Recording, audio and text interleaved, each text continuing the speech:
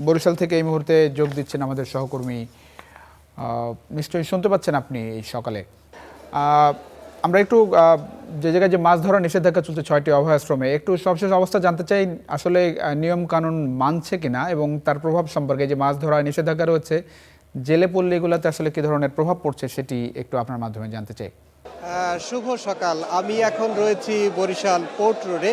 এটি বরিশালের সবথেকে পাইকারি মৎস্য আড়ত। আমরা সকাল থেকেই এসে দেখেছি অসংখ্য মানুষ মাছ কিনতে এসেছেন এবং জানেন যে 1 তারিখ থেকে অর্থাৎ 1 মার্চ থেকে 30 এপ্রিল পর্যন্ত ইলিশ শিকার, নদীতে ইলিশ শিকার নিষেধ রয়েছে। তবে তার একটি ব্যতিক্রম চিত্র আমরা এখানে এসে দেখেছি যে এখানে কিন্তু চাইলেই ইলিশ মাছ পাওয়া যায় এবং সবথেকে উদ্বেগের যে জায়গাটি হচ্ছে অনেক ব্যবসায়ীর কাছে আমরা দেখেছি যে জাটকা, যেটি ইলিশ শিকার নিষিদ্ধ জাটকা, সেটিও কিন্তু রয়েছে। আমরা এখানে কথা বলবো যে এখানে বেশ ভালো সাইজের ইলিশ দেখছি। আমরা একটু জানতে চাইবো যে এখানে ইলিশের দাম কেমন এবং এই ইলিশ কোন নদীর মাছ? ইলিশ আমাদের বরিশালেরই মাছ, আর ইলিশের সাইজের উপরে দাম নির্ভর করে। যেমন 300 গ্রাম ওইটা চলতে আছে আপনার 750 টাকা কেজি, 400 গ্রাম চলতে আছে 1000 টাকা কেজি, 500 থেকে 600 গ্রাম চলতে আছে 1250 টাকা কেজি, 800-900 গ্রাম চলতে আছে 2100 টাকা কেজি। আর যেটা কেজির মাছ ওটা 2700, 2500, 2600, 2700-র মতো যায়। বাজারে আমরা দেখি যে জাটকা মাছ রয়েছে, এইটি কোথা থেকে কিভাবে কি আসে জানেন কিনা? নদীতে আসলে মূলত জাটকা মাছটা একটু বেশি পড়ে, বড় মাছ নাই বললেই চলে। জাটকা মাছটা তারা অসংখ্যভাবে মারে। যেমনটি শুনছিলেন, বিক্রেতা বলছিলেন যে আসলে জাটকা মাছ কিন্তু রয়েছে এবং এই যে মাছ অর্থাৎ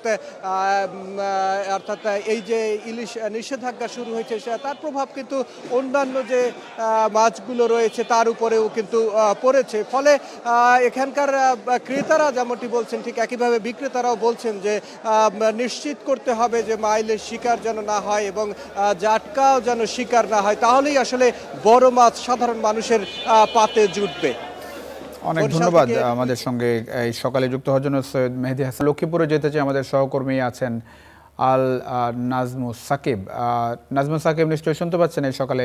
শুভ সকাল। একই সঙ্গে একটু আপনার মাধ্যমে জানতে চাই, মাছ ধরা যে নিষেধাজ্ঞা সেটি কতটা মানা হচ্ছে, একই সঙ্গে তার প্রভাব সম্পর্কেও একটু আপনার মাধ্যমে জানতে চাই। আমি এই মুহূর্তে যুক্ত হয়েছি মূলত লক্ষ্মীপুরের একটি ভেদেপল্লী থেকে, জেলেপল্লী থেকে, যেখানের মধ্যে হচ্ছে মূলত জেলেরা যারা মাছ ধরার পরবর্তী সময় এসে যেখানে মূলত অবস্থান করে সেই স্থানটিতে সেই স্থানটি থেকে মূলত আমি এখন যুক্ত হয়েছি। আপনারা দেখতে পাচ্ছেন আমার পেছনে অনেকগুলো কিন্তু নৌকা রয়েছে, যারা কিন্তু ইতিমধ্যে এই যে নদীতে যাওয়ার কথা ছিল তারা কিন্তু নদীতে না গিয়ে এখন তারা যে সরকারের 2 মাসের যে নিষেধাজ্ঞা, সেই নিষেধাজ্ঞা কিন্তু তারা পালন করছে। সেই ধারাবাহিকতায় তারা কিন্তু এই জেলেপল্লীতে অবস্থান করতেছে। অন্যদিকে এই জেলেপল্লীতে তারা অবস্থান করলেও তাদের মধ্যে কিন্তু কিছুটা হতাশা রয়েছে, কারণ চলছে রমজান মাস, তারপরে পরবর্তীতে কিন্তু আবার ঈদ আসছে। এর মধ্যে হচ্ছে 2 মাসের যে অভিযান, সেই অভিযানটি নিয়ে তারা আসলে কিছুটা বিপাকেই রয়েছে। এর মধ্যে যে তাদের জন্য যে বিজেপির যে চাল দেওয়ার কথা 40 কেজি করে, সেটাও কিন্তু অনেকে পায়নি এখন পর্যন্ত। তবে আমরা মৎস্য অধিদপ্তরের সাথে কথা বলেছি, তারা আমাদেরকে যেটা জানিয়েছে যে এই চলতি 4 মাসে মূলত প্রত্যেক মাসে 40 কেজি করে যে 29,000 জেলে রয়েছে, সেই জেলে পরিবার রয়েছে, তাদেরকে এই চাল দেওয়ার কথা রয়েছে। কিন্তু এখন পর্যন্ত সেই হিসেবে কিন্তু এখন পর্যন্ত এই পল্লীর জেলে যারা আছে তারা কিন্তু ওভাবে এখন পর্যন্ত চাল পায়নি। তবে অনেকে বলছে যে আসলে চাল পাবে কিনা সেটা নিয়েও তাদের মধ্যে শঙ্কা আছে। আবার কেউ কেউ বলছে যে চাল পাওয়ার সম্ভাবনা আছে, কারণ বেশ কিছু জায়গার মধ্যে ইতিমধ্যে কিন্তু চাল দেওয়া হয়েছে। তো সেই কারণে কিন্তু মূলত অনেকে বলছে যে আসলে চাল পাবে বলে সেই আশাও কিন্তু তারা রাখছে।